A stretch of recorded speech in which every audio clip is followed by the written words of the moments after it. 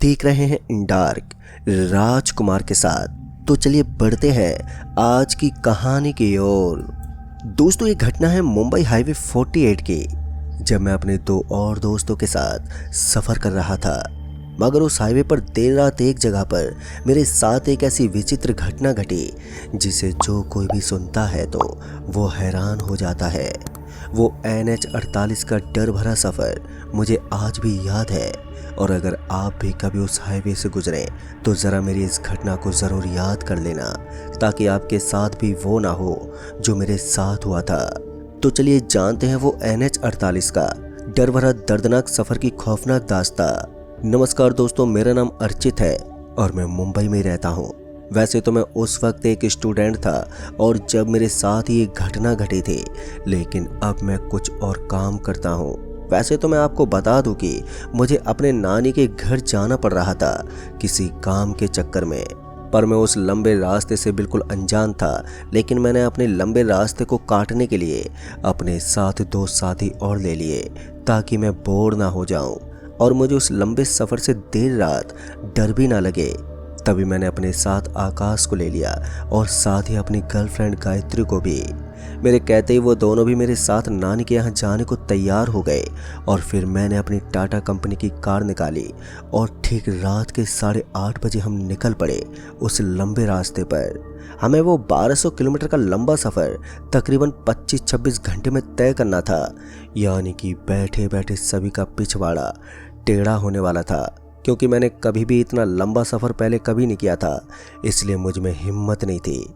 पर हाँ, मैंने अपने सफ़र को अच्छा बनाने के लिए अपने साथ मेरी गर्लफ्रेंड और मेरा एक साथी आकाश अपने साथ में ले लिया था। लेकिन दोस्तों, हमें क्या मालूम था कि हमारा आगे का सफ़र बहुत ही दर्दनाक होने वाला है और बहुत ही भयानक भी। खैर, हम सभी अपनी रफ्तार से मुंबई हाईवे पर चले जा रहे थे। बाहर का मौसम बहुत ही सुहाना लग रहा था। खिड़की साथ ही ठंडी हवा ने गायत्री की आंखें भारी कर दी थी, जिस वजह से गायत्री आधी नींद में चली गई।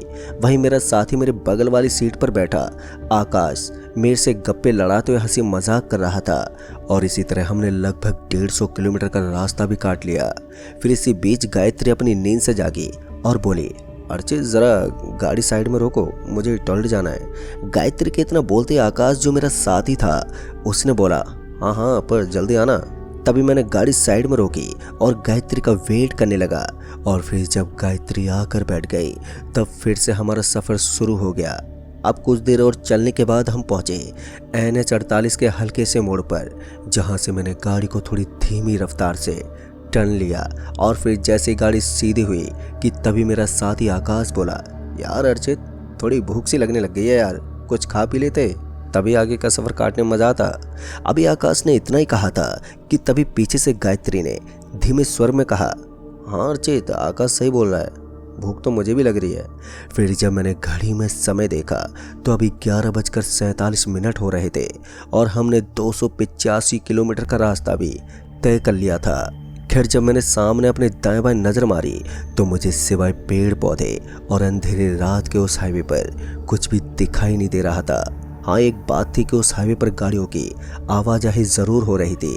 फिर तकरीबन आधे घंटे के बाद मुझे हाईवे के किनारे एक पेट्रोल पंप दिखा, जहाँ से मैंने गाड़ी में फिर से पेट्रोल भर लिया, और फिर हम तुरंत ही वहाँ से आगे निकल गए।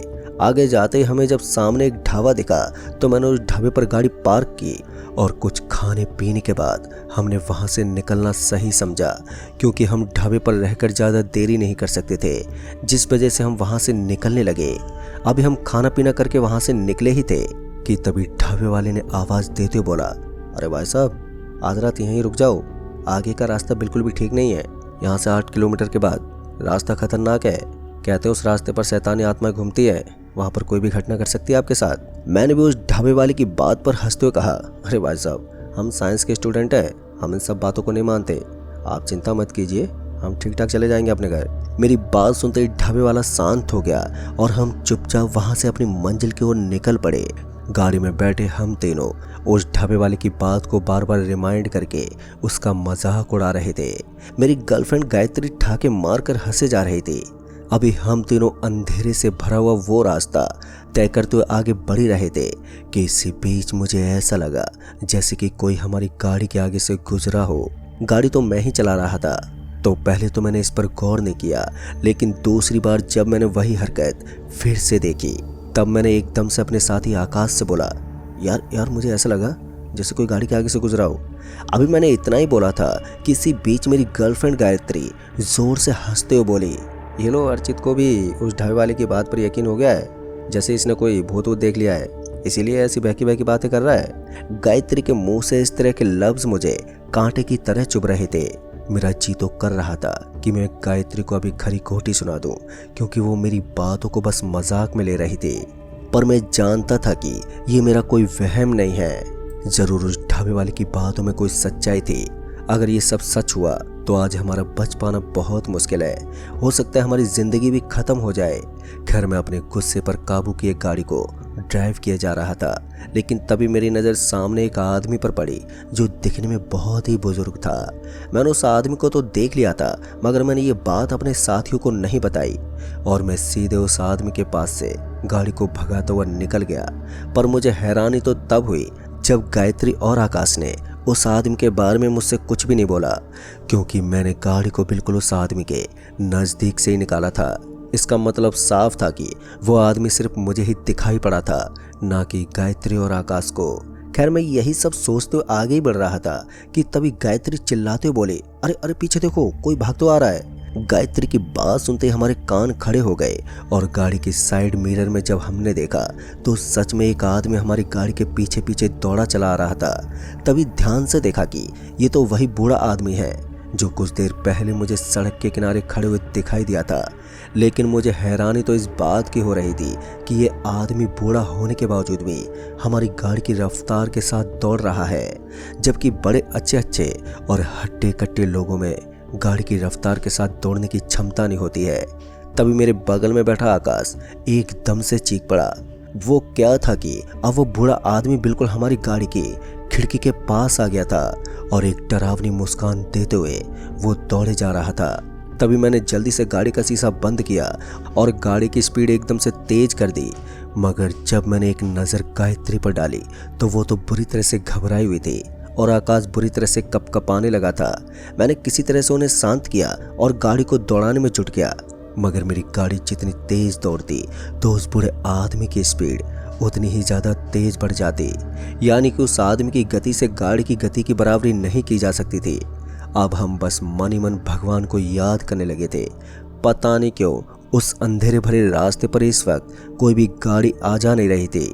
अगर कोई गाड़ी वाला यहाँ से गुजरा होता तो हम शायद उससे मदद भी मांग लेते, लेकिन यहाँ तो दूर दूर तक कोई मदद करने वाला भी मौजूद नहीं था। मेरी समझ में नहीं आ रहा था कि मैं इस आदमी से कैसे पीछा छुड़ाऊं। इससे पहले मुझे कुछ सोचता कि तभी वो आदमी एकदम से मेरे सामने वाले कांच पर लटक गया, जिस वजह से मेरी दिल की धड़कनें एकदम से तेज हो गई और मेरा संतुलन बिगड़ गया। पर जैसे ही गाड़ी का संतुलन बिगड़ा कि तभी आकाश और गायत्री बुरी तरह से चीखने चिल्लाने लगे और फिर उनकी चीखने चिल्लाने की वजह से मुझे समझ में नहीं आया और फिर एक झटके के साथ गाड़ी हाईवे से नीचे उतर गई और एक तेज रफ्तार के साथ झाड़ियों से घिरे रास्ते पर दौड़ने लगी।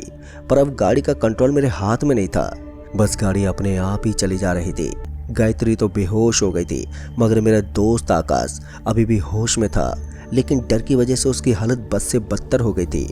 उसका घबराया हुआ चेहरा इस बात का सबूत था कि उसे इस हादसे की वजह से कुछ भी हो सकता है। वो बस चीखे चिल्लाए जा रहा था। मैंने उसे शांत करने की बहुत कोशिश की, लेकिन वो शांत होने का नाम ही नहीं ले रहा था। इधर गाड़ी भी अपने आप चली जा रही थी। मुझे डर लग रहा था कि कहीं हमें कुछ हो ना जाए। फिर इसी बीच मेरे फ़ोन की घंटी बजी और जब मैंने फ़ोन उठाया तो फ़ोन पर मेरी नानी थी, जो पूछ रही थी कि इस वक्त तुम कहाँ पर हो, रात में आगे मत बढ़ना, वहीं किसी ढाबे या होटल में रुक जाना और फिर जब सुबह हो जाए तभी आना। इससे पहले मैं नानी को कुछ बताता कि तभी ना जाने मेरा फ़ोन कट हो गया और फिर जब मैंने फ़ोन लगाने की दोबारा कोशिश की तो फ़ोन अब नॉट रीचेबल बता रहा था। अभी मैं हैरान परेशान था कि तभी गाड़ी ने एक बड़े से पेड़ में टकराकर अपना दम तोड़ दिया। वो तो गनीमत थी कि अभी तक सब कुछ सही था और मेरा साथी आकाश भी अब थोड़ा शांत हो गया था, तो मैंने उसे शांत ही रहने को बोला। मगर गायत्री अभी भी पीछे बेहोश पड़ी हुई थी। उसे तो पता ही नहीं था कि हम कौन सी दुनिया में हैं। तभी हमें वही आदमी पेड़ पर झूलता हुआ दिखा, जिसे देखकर हमारे जो राहत भरे पल थे वो फिर से डर में तब्दील हो गए। उस आदमी का अब कुछ और ही रूप था। उसकी बड़ी बड़ी आंखें और लंबी गर्दन, साथ ही उसका चेहरा ऐसा लग रहा था मानो वो तेजाब से जलाया गया हो। अभी हम डरे सहमे उस आदमी को ही देख रहे थे कि तभी बाहर तेज हवाएं चलने लगी और वो आदमी उन बहती हवाओं में एक जोरदार हंसी हंसे जा रहा था। ऐसा लग रहा था कि चारों तरफ बस उसी आदमी की हंसी की आवाज़ उस माहौल में गूंज रही हो। वो आवाज़ हमें डराने के लिए काफ़ी थी, पर हम अपनी गाड़ी से बिल्कुल भी नहीं हिले थे और वो शैतान वहीं पेड़ पर लटका हमें घूरे जा रहा था। पता नहीं क्यों वो गाड़ी के भीतर तो नहीं आ रहा था, लेकिन मेरी घबराहट अभी भी ज्यों की त्यों बनी हुई थी। तभी पता नहीं क्या हुआ कि उस आई हवा के झोंके से गाड़ी बहुत ही जोरों से हिलने लगी और जोर से पलटी खाते हुए दूर जा गिरी। गाड़ी के पलटते में बेहोश हो गया और फिर जब मेरी आंख खुली तो हमारे आसपास जंगल के फॉरेस्ट गार्ड थे और वहां पर एक एम्बुलेंस भी थी जो शायद उन्हीं लोगों ने बुलाई होगी। हमें चोट तो काफ़ी आई थी, जिस वजह से एम्बुलेंस हमें अस्पताल ले गई, जहां जाकर हम कुछ दिनों में ठीक हो गए। पर गनीमत थी कि हम तीनों सही थे। फिर बाद में हमें उस आदमी के बारे में पता चला तो कहते हैं कि उस आदमी की आत्मा वहीं पर भटकती है जो देर रात लोगों को अपना शिकार बनाती है। कहते हैं उसका एक टाइम है, अगर उस समय पर वो किसी को भी अपना शिकार बना लेता है तो वो किसी को नहीं छोड़ता। पर दोस्तों हमें मालूम नहीं था कि NH48 इतना भयानक है, नहीं तो हम उस ढाबे वाले की बात मान लेते और हमारे साथ ये हादसा बिल्कुल भी नहीं होता। लेकिन फिर उसके बाद से मैं देर रात इतना लंबा सफ़र कभी नहीं करता हूँ। तो दोस्तों इस कहानी में बस इतना ही। कहानी आपको पसंद आई हो तो वीडियो को लाइक शेयर कमेंट ज़रूर कर दें और साथ ही अगर आप चैनल पर नए हैं तो चैनल को भी सब्सक्राइब ज़रूर कर दें। तो मैं आपका दोस्त राजकुमार जल्द ही मिलूंगा ऐसी एक और भूतिया कहानी के साथ। तब तक के लिए बाय एंड टेक केयर।